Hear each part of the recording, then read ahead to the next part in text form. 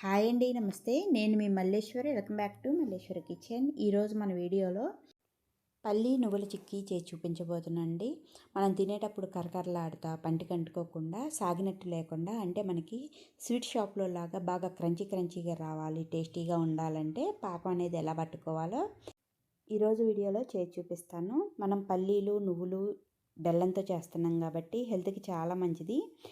ఎదిగే పిల్లలకు కూడా ఇలా చేసి పెట్టామంటే ఎముకలు దృఢంగా అయ్యి బలంగా తయారవుతారు.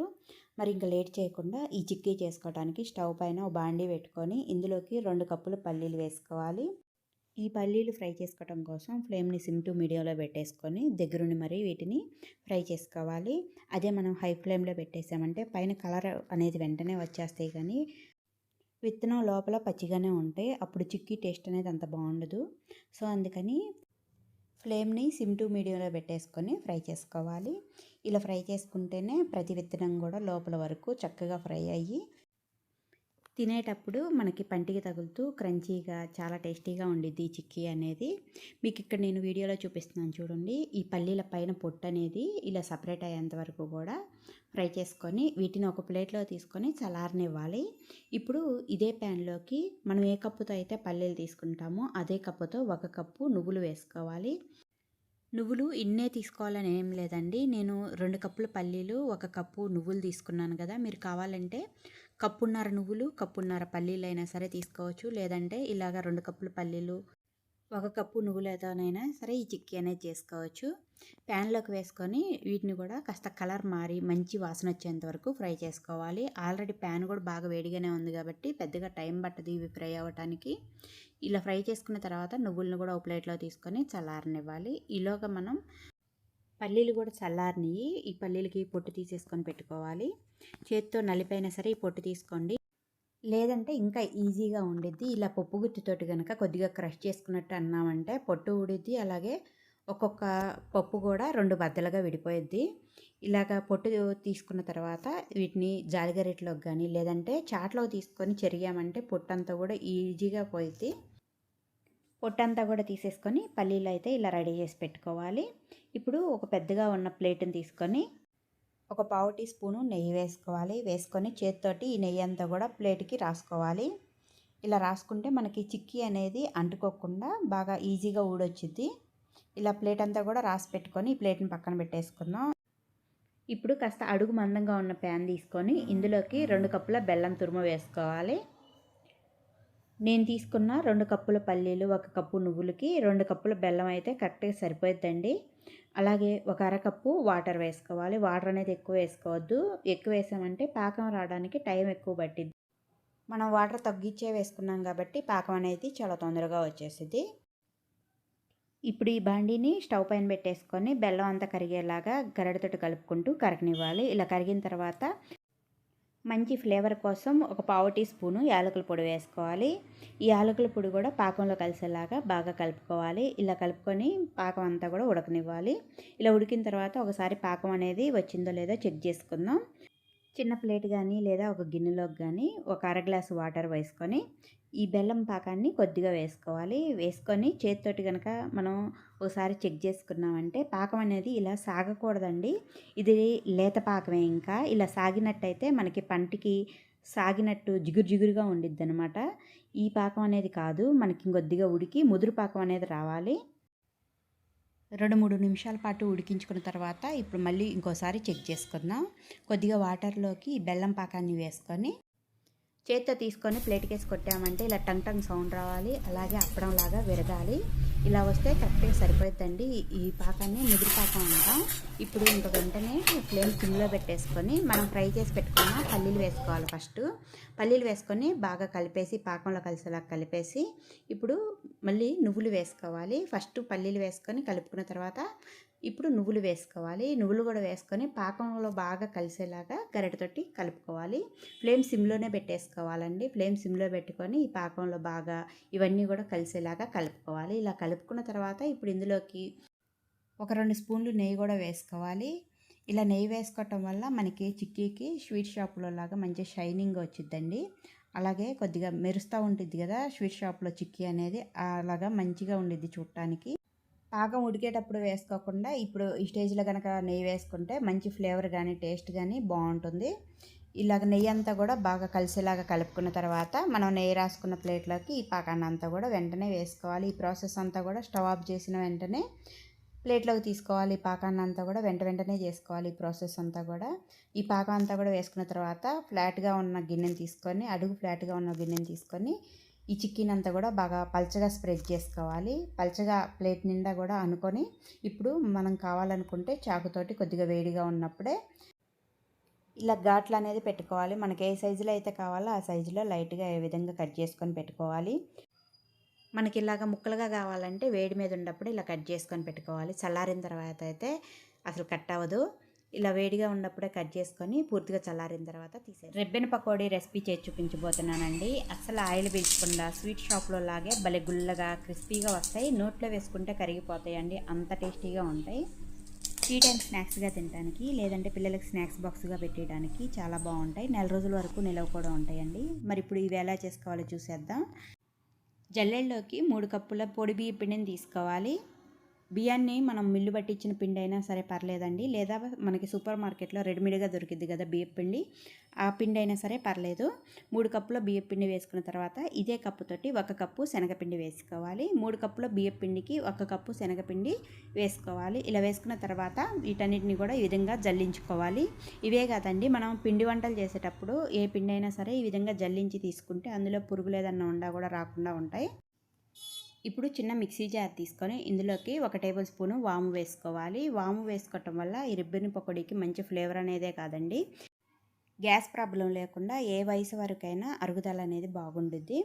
1 స్పూను సాల్ట్ కూడా వేసుకున్న తర్వాత 1/2 టీ స్పూన్ పసుపు వేసుకోవాలి. అలాగే 1 స్పూను కారం కూడా వేసుకోవాలి. కారం అనేది మరీ ఎక్కువ వేసుకోవద్దు, 1 స్పూను వేసుకుంటే సరిపోద్దండి. ఇప్పుడు మనం జల్లించి పెట్టుకున్న ఈ పిండిని కూడా 1 టేబుల్ స్పూను వేసుకోవాలి. ఇలా వేసుకున్న తర్వాత వీటన్నిటిని కూడా మెత్తగా మిక్సీ పట్టుకోవాలి. మనం వాము ఒక్కటే మిక్సీ పట్టామంటే మెత్తగా రాదండి, అందుకని వేసి వాముతో పాటు మిక్సీ పట్టామంటే వాము కూడా మెత్తగా పౌడర్ లాగా అయిపోద్ది. ఈ విధంగా మిక్సీ పట్టుకున్న తర్వాత మనం జల్లించుకున్న పిండిలోకి ఈ పిండినంతా కూడా వేసుకోవాలి. ఇప్పుడు ఇలా వేసుకున్న తర్వాత ఇందులోకి 2 టేబుల్ స్పూన్లు నువ్వులు వేసుకోవాలి. ఇలా నువ్వులు కూడా వేసుకున్న తర్వాత నేను ఇంట్లో వెన్నపూస ఉంటే వెన్నపూస వేస్తున్నానండి, ఒక 50 గ్రాములు. అదే స్పూనుల్లో అయితే ఒక 2 టేబుల్ స్పూన్లు అయితే వేసాను. మీరు కావాలంటే వెన్నపూస బదులు వేడివేడి ఆయిల్ కానీ లేదా బటర్ కానీ వేసుకోవచ్చండి. 2 టేబుల్ స్పూన్లు వెన్నపూస అయితే వేసాను. మీరు అదే ఆయిల్ వేసేటట్టయితే 2 టేబుల్ స్పూన్లు వేడివేడి ఆయిల్ వేసుకోండి, సరిపోద్ది. వేసుకున్న తర్వాత ఇవన్నీ కూడా బాగా పిండిలో కలిసేలాగా చేతితోటి పిండికి బాగా పట్టేలాగా కలుపుకోవాలి. చూడండి, ఈ విధంగా పిండినంతా కూడా చేతితోటి బాగా కలుపుకోవాలి. ఇలా కలుపుకున్న తర్వాత ఇందులోకి కొద్దిగా వాటర్ పోసుకుంటూ పిండిని మరీ గట్టిగా కాకుండా మరీ సాఫ్ట్గా కాకుండా సెమీ సాఫ్ట్గా కలుపుకోవాలి. వాటర్ అనేది జాగ్రత్తగా చూసుకొని కొద్దిగా పోసుకుంటూ పిండిని అయితే తడుపుకోవాలి. వీడియోలో చూపిస్తున్నట్టు పిండినంతా కూడా ఈ విధంగా సెమీ సాఫ్ట్గా కలుపుకొని ఆరిపోకుండా పైన మూత బోర్లు ఇచ్చుకోవాలి. ఇప్పుడు రిబ్బన్ పకోడీ చేసుకోవటం కోసం కాస్త వెడల్పుగా ఉన్న ఒకే హోల్ ఉన్న ప్లేట్ కానీ లేదంటే చిన్న హోల్స్ ఉన్న ప్లేట్ని కానీ పెట్టుకోవచ్చు. నేనైతే కాస్త వెడల్పుగా ఉండి ఒక హోల్ ఉన్న ప్లేట్నే పెట్టానండి. ఇలా పెట్టుకున్న తర్వాత మీడియం సైజులో ఈ పిండి ముద్దను తీసుకొని కాస్త పొడుగ్గా రుద్దుకొని ఈ మురుకుల గొట్టంలో పెట్టుకోవాలి. మరి పైకల్లా పెట్టకుండా పిండిని కొద్దిగా వెళ్తుండేటట్టు ఈ విధంగా పెట్టుకోవాలి. ఈ పిండినంతా కూడా పెట్టేసుకొని మురుకులు గొట్టం రెడీ చేసుకున్న తర్వాత మిగిలిన పిండి ఆరిపోకుండా పైన మూత బోర్లు ఇచ్చుకోవాలి. ఇప్పుడు ఆయిల్ బాగా వేడిగా ఉండాలండి. ఆయిల్ బాగా వేడిగా ఉంటేనే బాగా క్రిస్పీగా ఫ్రై అవుతాయి. ఆయిల్ ఇలా వేడిగా ఉన్నప్పుడే మనం రిబ్బన్ పకోడీ అనేది వత్తుకోవాలి. ఇవి పెద్దగా కలర్ ఏమీ చేంజ్ అవ్వండి, ఫ్రై అయినా కూడా మనకి ఇవి ఫ్రై అయింది లేనిది తెలియాలంటే ఇక్కడ చూడండి, ఈ బుడకలు రావడం ఎప్పుడైతే ఆగుతాయో అప్పుడు ఫ్రై అయిపోయినట్టే. వీటిని రెండో వైపుకి కూడా టర్న్ చేసుకొని ఈ బుడకలు రావడం సైడ్లు చూసారు కదా, ఈ విధంగా బుడకలు రావడం ఎప్పుడైతే ఆగిపోతాయో అప్పుడు ఫ్రై అయిపోయినట్టే. వీటిని తీసేసుకోవాలి.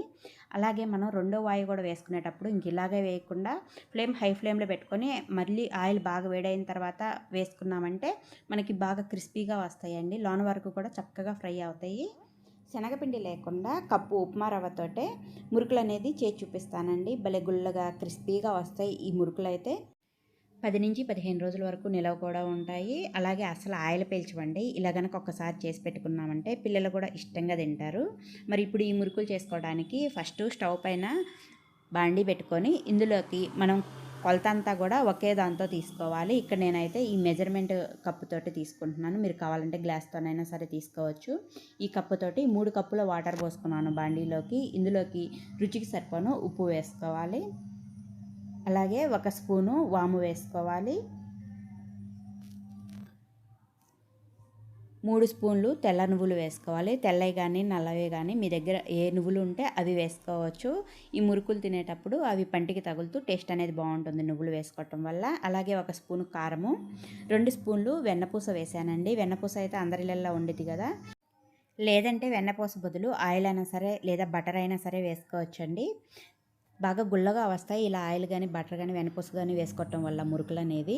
మరి ఇప్పుడు ఇవన్నీ వేసుకున్న తర్వాత వాటర్ బాగా ఇలా మరగనివ్వాలి. ఇలా బాగా మరుగుతున్నప్పుడు ఫ్లేమ్ సిమ్లో పెట్టేసుకొని మనం ఏ కప్పుతో అయితే వాటర్ తీసుకుంటామో అదే కప్పుతోటి 1 కప్పు ఉప్మా రవ్వను వేసుకొని ఉండలు అనేది లేకుండా గరిటెతోటి కలుపుకుంటూ ఉప్మా రవ్వను అయితే వేసుకోవాలి.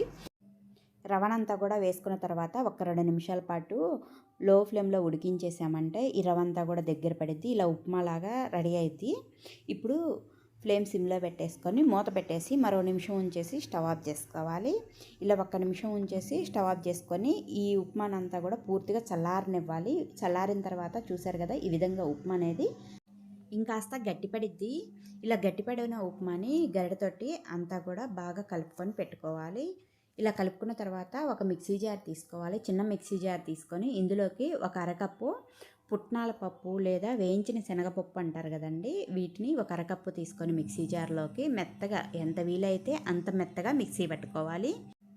ఇప్పుడు కొంచెం వెడల్పుగా ఉన్న బొచ్చు కానీ లేదా గిన్నె కానీ తీసుకొని ఇలాంటి జల్లెడ పెట్టేసుకొని మనం మిక్సీ పట్టి ఉంచిన ఈ శనగపప్పు పొడినంతా కూడా ఈ జల్లెడలోకి తీసుకోవాలి. మనం ఏ కప్పుతో అయితే ఈ శనగపప్పును తీసుకుంటామో అదే కప్పుతోటి 2 కప్పుల పొడి బియ్యం పిండి వేసుకోవాలి. మనం బియ్యాన్ని మిల్లుకు పట్టించిన పిండి అయినా సరే పర్లేదు, లేదా బయట మనం సూపర్ మార్కెట్లో కొన్న బియ్యం పిండి అయినా సరే పర్లేదండి. 2 కప్పులు అయితే సరిపోద్ది. 2 కప్పులు వేసుకొని ఈ పిండినంతా కూడా జల్లించుకోవాలి. పిండినంతా కూడా ఇలా జల్లించుకున్న తర్వాత ఈ పిండికి టేస్ట్కి సరిపోను సాల్ట్ వేసుకోవాలి. ఆల్రెడీ మనం రవ్వను ఉడికించేటప్పుడు సాల్ట్ వేసుకున్నాం కాబట్టి ఈ పిండికి టేస్ట్కి సరిపోను మాత్రమే సాల్ట్ వేసుకొని ఒకసారి ఈ సాల్ట్ అంతా కూడా పిండిలో కలిసేలాగా కలుపుకోవాలి. ఇలా కలుపుకున్న తర్వాత మనం ప్రిపేర్ చేసి ఉంచిన ఈ రవ్వ మిశ్రమాన్ని కూడా ఈ బియ్యం పిండిలో వేసుకోవాలి. ఈ మిశ్రమం అంతా కూడా వేసుకున్న తర్వాత చేత్తోటి బియ్యం పిండిలో ఈ రవ్వ మిశ్రమం అంతా కూడా కలిసేలాగా కలుపుకోవాలి. ఫస్టే వాటర్ వేయకుండా ఫస్ట్ ఈ రవ్వ మిశ్రమం అంతా కూడా బియ్యం పిండిలో కలిసేలాగా చేత్తోటి కొద్దిగా గట్టిగా ప్రెస్ చేసుకుంటూ కలుపుకోవాలి. చూసారు కదా ఈ విధంగా బాగా కలుపుకున్న తర్వాత ఇప్పుడు ఇందులోకి కొద్దిగా వాటర్ పోసుకుంటూ పిండిని మరీ లూజ్గా కాకుండా మరీ గట్టిగా కాకుండా సెమీ సాఫ్ట్గా కలుపుకోవాలి. అప్పుడే మురుకులు అనేది మనకి ఆయిల్ అస్సలు పీల్చకుండా వస్తాయి. మీరు చూసుకోకుండా వాటర్ ఎక్కువ పోసారంటే పిండి లూజ్గా అయితే మాత్రం మురుకులు అనేది ఆయిల్ ఎక్కువ పీల్చేస్తాయండి. సో అందుకని వాటర్ అనేది చూసుకొని జాగ్రత్తగా పిండి అనేది కలుపుకోండి. చూసారు కదా పిండి అనేది ఈ విధంగా సెమీ సాఫ్ట్గా కలుపుకున్న తర్వాత ఈ పిండిలో నుంచి కాస్త పెద్ద సైజులో పిండి ముద్దను తీసుకొని ఈ మిగిలిన పిండి ఆరిపోకుండా పైన మూత పెట్టేసుకొని ఈ గిన్నెను పక్కన పెట్టేసుకుందాం. మురుకులు చేసుకోవడానికి ఏ డిజైన్ ప్లేట్ అయినా సరే పెట్టుకోవచ్చు. ఇక్కడ నేను మీడియం సైజు హోల్స్ ఉన్న ప్లేట్ని పెట్టేసుకున్నాను. ఇలా పెట్టుకున్న తర్వాత మురుకులు గొట్టంలో ఎంతైతే పిండి సరిపోద్దో అంత పిండిని పెట్టేసుకొని ఒక ప్లేట్ పైన ఒక వాయికి సరిపోను మురుకులు అనేది ఒత్తుకోవాలి. ఈ ప్లేట్కి మనం ఆయిల్ రాయకపోయినా సరే మురుకులు అనేది ఏమి అంటుకోవు. కొత్తగా చేసేవాళ్ళు అయితే ఒక వాయికి సరిపోను ఇలా మురుకులు అనేది ఒత్తుకోవాలి. అది మనం రెగ్యులర్గా ఎప్పుడు చేసేవాళ్ళం అయితే గరిటె మీద అప్పటికప్పుడు ఒత్తుకొని అలా ఆయిల్లో వేసుకోవచ్చు. లేదా ఈ ప్లేట్ పైన కాకుండా కాటన్ క్లాత్ని నీళ్ళల్లో తడిపి గట్టిగా పిండేసి ఆ కాటన్ క్లాత్ పైన అయినా సరే ఇలా మురుకులు అనేది ఒత్తుకోవచ్చండి. 2-3 వాయిల్కి సరిపోను మురుకులు అనేది ఒత్తుకొని పెట్టుకోవచ్చు ఒకేసారి. ఇలా మురుకులు అనేది ఒత్తుకున్న తర్వాత ఇప్పుడు బాండీలోకి ఆయిల్ పోసుకొని ఆయిల్ బాగా వేడైన తర్వాత ఫ్లేమ్ సిమ్లో పెట్టేసుకొని ఈ ఆయిల్లో ఎన్నైతే మురుకులు పడతాయో అన్నీ వేసుకోవాలి. ఒకేసారి ఎక్కువ వేయొద్దు. ఆయిల్లో ఎన్నైతే సరిపోతాయో అన్ని మురుకులను వేసుకొని 1 నిమిషం పాటు ఇంకా గరిటె పెట్టకుండా కదిలించకుండా ఫ్రై అవ్వనివ్వాలి. వెంటనే గరిటె పెట్టకూడదు. అవి ఆయిల్లో వేసిన వెంటనే గరిటె పెట్టామంటే విడిపోయే ఛాన్స్ ఉండిద్ది మురుకులు అనేది. ఒక్క నిమిషం పాటు ఫ్రై అయిన తర్వాత ఇప్పుడు రెండు వైపులా కూడా తిప్పుకుంటూ ఇవైతే మంచిగా ఎర్రగా అయితే కలర్ అనేది రావండి. కాస్త నురగనేది మనకి రావటం ఎప్పుడైతే తగ్గిద్దో అప్పుడు ఫ్రై అయిపోయినట్టే. ఇంకా తీసేసి రవ్వ లడ్డు చేసి చూపించబోతున్నానండి. సాఫ్ట్గా జ్యూసీగా నోట్లో పెట్టుకుంటే కరిగిపోయేటట్టు చాలా బాగుంటాయండి. రోజులు గడిచినా గట్టిపడకుండా పాడైపోకుండా ఉండాలంటే ఈ లడ్డూని చిన్న చిన్న టిప్స్ తోటి ఎలా చేసుకోవాలో ఈరోజు వీడియోలో క్లియర్గా చేసి చూపిస్తాను. మరి ఇప్పుడు ఈ లడ్డు తయారు చేయడం కోసం ఫస్ట్ స్టవ్ పైన కొద్దిగా అడుగు మందంగా ఉన్న ప్యాన్ పెట్టుకొని ఇందులోకి 4 టేబుల్ స్పూన్లు నెయ్యి వేసుకోవాలి. నెయ్యి కాస్త వేడైన తర్వాత మనకి నచ్చిన డ్రై ఫ్రూట్స్ వేసుకోవచ్చండి. ఇక్కడ జీడిపప్పు కిస్మిస్సే తీసుకున్నానండి నేను. మీరు కావాలంటే బాదం పిస్తాను కూడా సన్నగా కట్ చేసుకొని వేసుకొని లో ఫ్లేమ్లో పెట్టేసుకొని వీటన్నిటిని కూడా లైట్ గోల్డెన్ బ్రౌన్ కలర్ వచ్చేంత వరకు ఫ్రై చేసుకోవాలి. ఇలా ఫ్రై అయిన వాటిని ఒక బౌల్లో తీసి పెట్టుకొని ఇదే నేతిలోకి 2 కప్పుల ఉప్మా రవ్వను వేసుకోవాలి. ఉప్మా రవ్వ, సూజీ రవ్వ లేదా బొంబాయి రవ్వని కూడా అంటారండి. ఈ రవ్వని 2 కప్పులు వేసుకోవాలి. వేసుకొని సన్నటి మంట పైన ఈ రవ్వనంతా కూడా లైట్ గోల్డెన్ బ్రౌన్ కలర్ వచ్చేంత వరకు ఫ్రై చేసుకోవాలి. ఈ రవ్వను మనం ఎంత బాగా ఫ్రై చేసుకుంటామో మనకి లడ్డు టేస్ట్ అనేది అంత బాగుంటుందండి. మనం నేతిలో ఫ్రై చేస్తున్నాం కాబట్టి మంచి అరోమా అనేది వస్తూ ఉండేది ఈ రవ్వను ఫ్రై చేసుకునేటప్పుడు. రవ్వ ఇలా లైట్గా కలర్ మారిన తర్వాత ముందే నేను ఇక్కడ ఒక చిప్ప పచ్చి కొబ్బరిని తీసుకొని పైన బ్రౌన్ పార్ట్ అంతా కూడా తీసేసి చిన్న ముక్కలుగా కట్ చేసుకొని ఇలా మిక్సీ పట్టానండి. మిక్సీ పట్టిన ఈ కొబ్బరి అంతా కూడా రవ్వలో వేసుకోవాలి. మీరు కావాలంటే తురుము పట్టుకొని అయినా వేసుకోవచ్చండి. పచ్చి కొబ్బరిని తురుము పడతారు కదా, అలా తురుము పట్టి అయినా సరే వేసుకోవచ్చు. పచ్చి కొబ్బరిలో పాలు ఎక్కువగా ఉంటాయి కదా, మనం మిక్సీ పెడితే ఇంకాస్త ముద్దలాగా తయారైద్ది. డైరెక్ట్గా మనం రవ్వలో ఆ కొబ్బరి వేసామంటే కాస్త ఉండలు కట్టినట్టు ఉండిద్ది. కానీ ఒక 2-3 నిమిషాల పాటు సన్నటి పండపైనే కలుపుకుంటూ ఫ్రై చేసుకున్నామంటే అందులో నీరంతా కూడా పోయి పొడి పొడిలాడుతూ ఉండిద్ది. మనకి కొబ్బరి లైట్ గోల్డెన్ బ్రౌన్ కలర్ వచ్చి బాగా పొడి పొడిలాడేంత వరకు కూడా ఫ్రై చేసుకోవాలి. ఒక 10 నుంచి 12 నిమిషాలు టైం అయితే పట్టిద్దండి ఇదంతా కూడా బాగా ఫ్రై అవ్వటానికి. మనం కొబ్బరిని ఎంత బాగా ఫ్రై చేసుకుంటామో మనకి రవ్వ లడ్డు అనేది అంత ఎక్కువ రోజులు నిల్వ ఉంటాయి.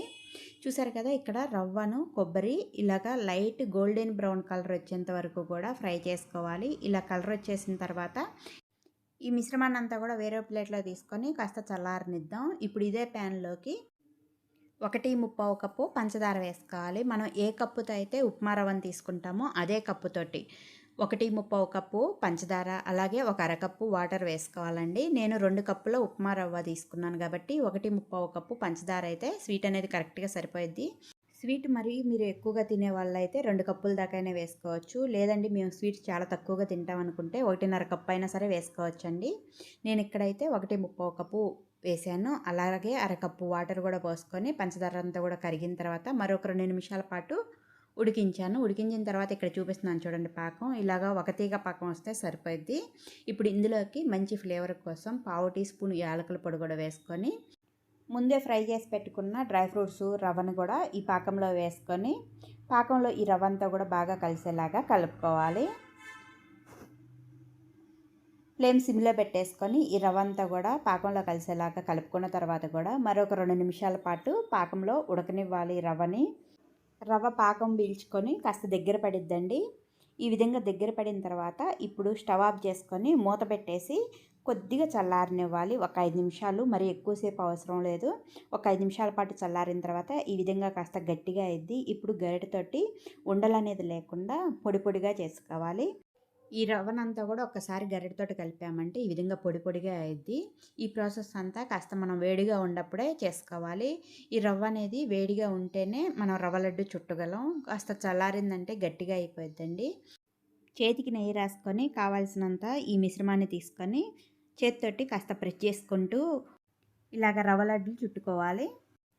ఒకవేళ ఏదన్నా రవ్వ ఆరిపోయి లడ్డు చుట్టడానికి రావటం లేదనుకుంటే ఇందులోకి గోరువెచ్చటి పాలను కొద్ది కొద్దిగా యాడ్ చేసుకుంటూ ఇలాగ లడ్డూని చుట్టుకోవచ్చండి.